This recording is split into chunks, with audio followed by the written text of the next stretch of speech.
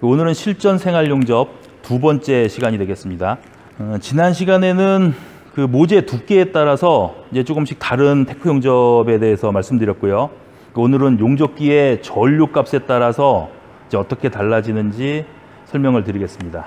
근데 지난번 영상에서 그 ET에 이제 용접하는 것을 보시면 그 실제로 업자들이 작업하는 것을 이제 보신 분들이라면 좀 뭐 답답한 느낌이 드는 분도 계셨을 거예요. 근데 이게 실제로 업자들은 그 전류값을 그보다 좀 높게 놓고 작업을 하기 때문에 이제 당연히 그렇게 보일 겁니다. 그래서 오늘은 그 전류값에 따라서 테크 용접이 어떻게 달라지는지 이제 설명을 드리겠습니다.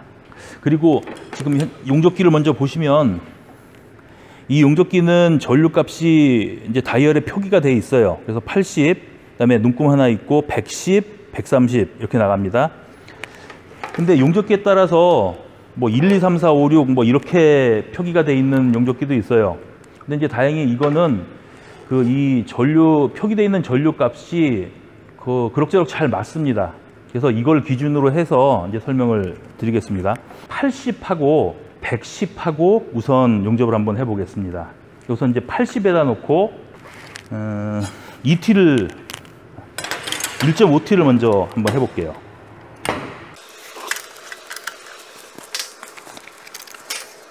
용접봉은 이전 시간과 마찬가지로 계속해서 2.6파입니다.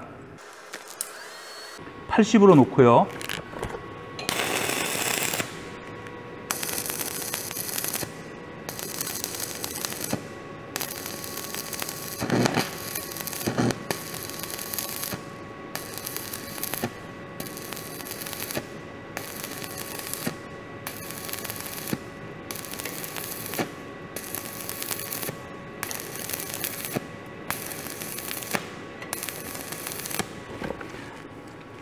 지난번 영상에서 90으로 놓고 한 것보다 좀 많이 약한 듯 해요.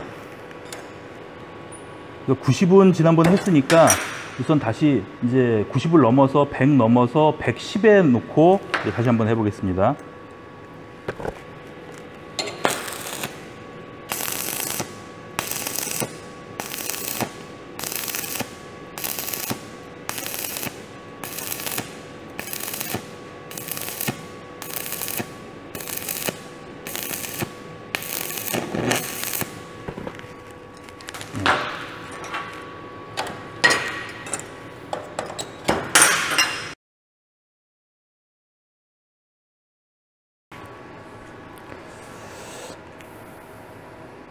지금 이게 80에다 놓고 한 것이고요.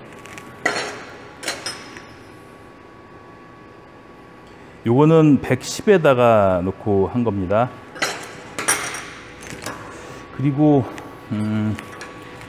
그럼 아예 하나를 더 해볼게요. 130으로 놓고 한번 해보겠습니다.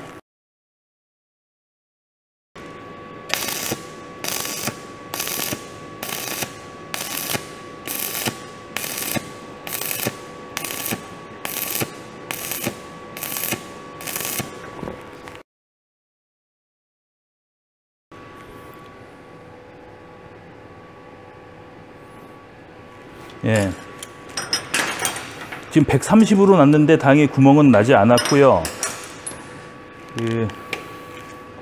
1.5T라고 해서 그 지난번에 90으로 놓고 이제 연습을 하고 이제 한다고 해서 꼭 90으로만 이제 용접을 할 수 있는 것은 아닙니다. 이렇게 태클을 찍는 그 간격, 그러니까 붙이고 있다, 뛰는 시간 이런 거를 조합을 하는 거에 따라서 이제 110이나 뭐 130까지 놓고도 1.5T 같은 경우에는 용접이 가능합니다. 이번에는 2T를 한번 해보겠습니다. 일단은 90으로 한번 해볼게요.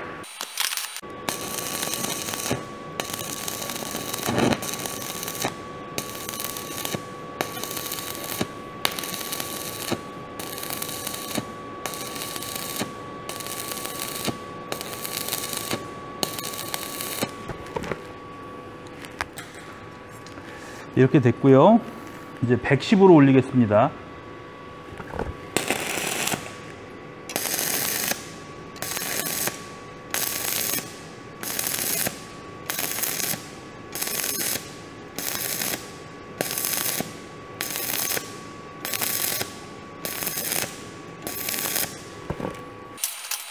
이것도 마찬가지로 130까지 올려서 한번 해보겠습니다.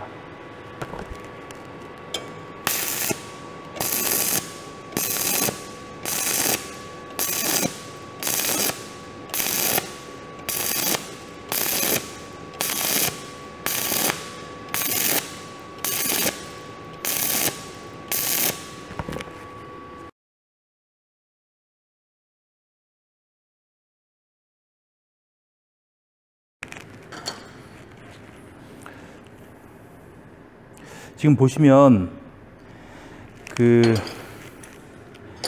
여기 90으로 놓고 한 것은 전류값이 좀 이제 ET에 비해서 좀 낮은 듯 해서 태클을 찍을 때 처음에 시작할 때는 그 모재 용입이 좀 덜 들어가요.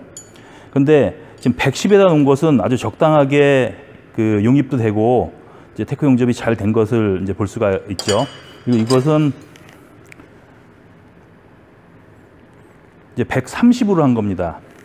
130으로도 충분히 할 수 있는데 제가 보는 관점에서는 130으로 놓고 아주 빠르게 테크 용접을 하는 것보다는 110 정도에 놓고 테크 용접을 하는 게 오히려 좀 쉽기도 하고 컨트롤도 좀 쉽고 이거는 좀 거칠게 돼요. 스패터도 많이 튀고. 이렇게 생활 용접을 하기 위해서 이제 연습과 작업을 하다 보면 이제 자기 스타일이 나오죠. 그래서 자기 스타일에 맞는 전류 값이 나오게 됩니다. 그래서 조금 높게 해서 빨리 가는 분이 있고 낮게 해서 좀 천천히 가는 분들이 있어요. 그게 이제 테크 용접을 할 때 찍는 요령에 따라서 그게 달라지는 것이죠.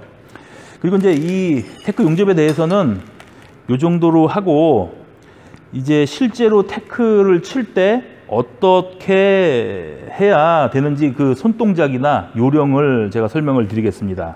그 오프라인에서 이제 초보분들을 보면 이제 제일 먼저 고쳐야 될 부분이 이제 한 가지가 있습니다.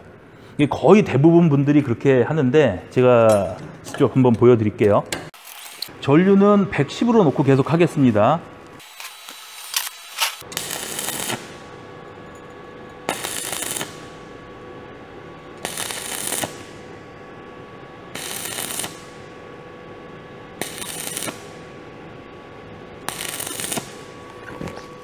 제가 잠깐 보여드렸는데 이제 거의 모든 분들이 처음엔 이렇게 합니다. 이렇게 해서 갖다 대고 띄고 갖다 대고 띄고 이렇게 합니다. 이렇게. 근데 이제 그 테크 용접이 이제 간단한 것이긴 한데 그 용접을 하면서 아크가 발생이 돼서 그 아크를 순간적으로 끊어줘야 되는데 이 팔 전체를 들어서 이제 용접봉을 띄는 거예요. 이렇게 되면 빨리 떼려고 하지만 빨리 떨어지지가 않습니다. 그래서 이제 제가 한번 보여드릴게요. 어떤 현상이 나냐면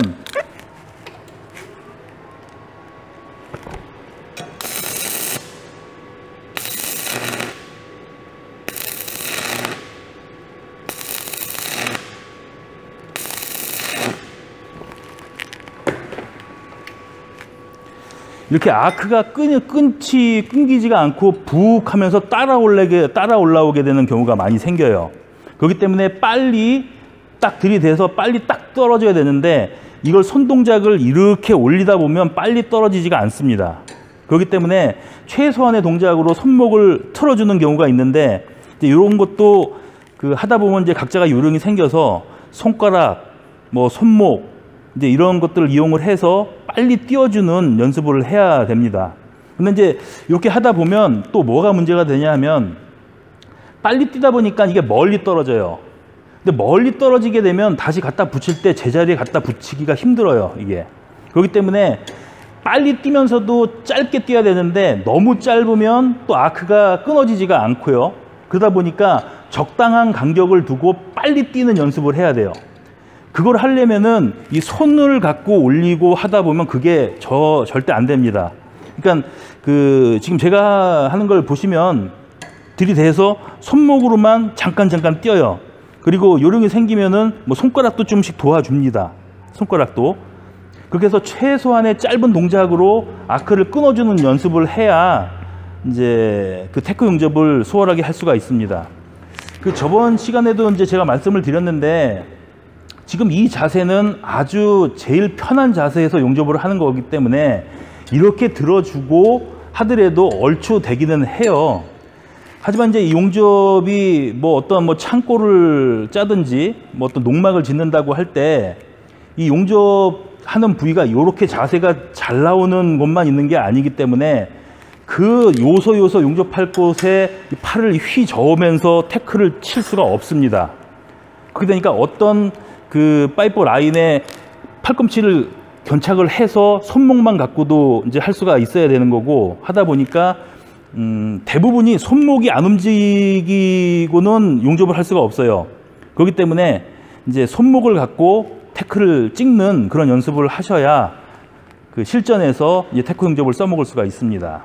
그리고 또 여기서 중요한 거 한 가지가, 이전에도 몇 번 설명을 드렸지만 이 홀더를 너무 꽉 잡게 되면 이 태크 용접 자체도 이게 안 됩니다. 자, 찍는 위치를 제대로 찍지도 못할 뿐더러 이 찍는 힘도 이 컨트롤이 잘 안 돼요.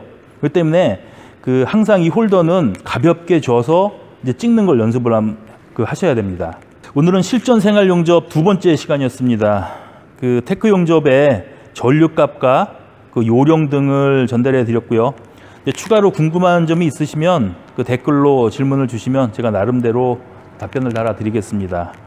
오늘은 여기까지 하겠습니다. 네, 감사합니다.